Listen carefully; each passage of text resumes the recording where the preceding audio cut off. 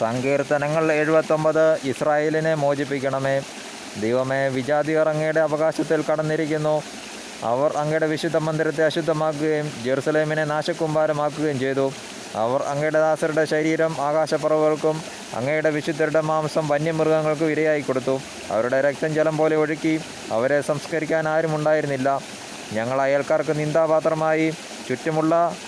ചുറ്റുമുള്ളവർ ഞങ്ങളെ പരിഹസിക്കുകയും അധിക്ഷേപിക്കുകയും ചെയ്യുന്നു. കർത്താവേ, ഇത് എത്ര കാലത്തേക്ക്? അവിടുന്ന് എന്നേക്കും കോപിച്ചിരിക്കുമോ? അവിടുത്തെ അസൂയ അഗ്നി പോലെ ജ്വലിക്കുമോ? അങ്ങനെ അങ്ങേ അറിയാത്ത ജനതകളുടെ മേലും അങ്ങയുടെ നാമം വിളിച്ചപേക്ഷിക്കാത്ത ജനങ്ങളുടെ മേലും അങ്ങ് കോപം ചൊരിയണമേ. അവർ യാക്കോബിനെ വിഴുങ്ങിക്കളയുകയും അവൻ്റെ വാസസ്ഥലം ശൂന്യമാക്കുകയും ചെയ്തു. തങ്ങളുടെ പൂർവികന്മാരുടെ അകൃത്യങ്ങൾ ഞങ്ങൾക്കെതിരായി ഓർക്കരുതേ. അങ്ങയുടെ കൃപ അതിവേഗം ഞങ്ങളുടെ മേൽ ചൊരിയണമേ. ഞങ്ങൾ വീണ്ടും നിലം പറ്റിയിരിക്കുന്നു.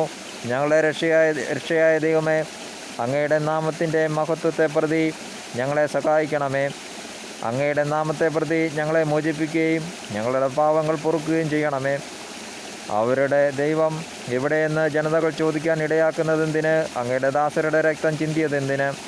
അങ്ങ് ജനതകളോട് പ്രതികാരം ചെയ്യുന്നത് കാണാൻ ഞങ്ങൾക്ക് ഇടയാക്കണമേ. ബന്ധിതരുടെ ഞരക്കം അങ്ങയുടെ സന്നിധിയിലെത്തട്ടെ. വിധിക്കപ്പെട്ടവരെ അങ്ങയുടെ ശക്തി രക്ഷിക്കട്ടെ. കർത്താവെ, ഞങ്ങളുടെ അയൽക്കാർ അങ്ങയെ നിന്ദിച്ചത് 7 ഇരട്ടിയായി പകരം ചെയ്യണമേ.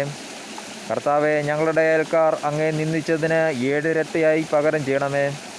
അപ്പോൾ അങ്ങയുടെ ജനമായ ഞങ്ങൾ, അങ്ങയുടെ മേച്ചിൽപ്പുറങ്ങളിലെ ആടുകൾ എന്നേക്കും അങ്ങേക്ക് കൃതജ്ഞത അർപ്പിക്കും. തലമുറകളോളം ഞങ്ങൾ അങ്ങയുടെ സ്തുതികൾ ആലപിക്കും.